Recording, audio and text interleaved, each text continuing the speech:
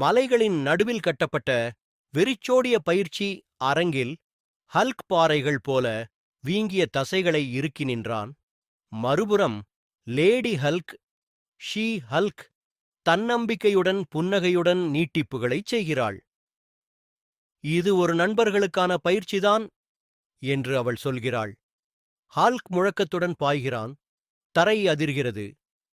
Lady Hulk அதற்கு எதிராக வலிமையான குதிப்புடன் மோதுகிறாள். இருவரும் மோதும்போது பூம்! தூசி வானத்தில் எழுகிறது. அவர்கள் அடிகளை பரிமாறிக்கொள்கிறார்கள்.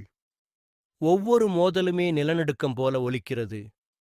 லேடி ஹல்க் தன் நுட்பத்தை பயன்படுத்தி ஹல்கின் மீது பாய்ந்து ஒரு நிமிடம் அவனை பிடிக்கிறாள். ஹல்க் சிரித்துக்கொண்டு தன் வலிமையால் தன்னை விடுவிக்கிறான். இருவரும் மூச்சை ஆழமாக எடுத்துக்கொண்டு நின்று சிரிக்கிறார்கள். இது வெற்றிக்கான சண்டை அல்ல. இது குடும்ப பயிற்சி.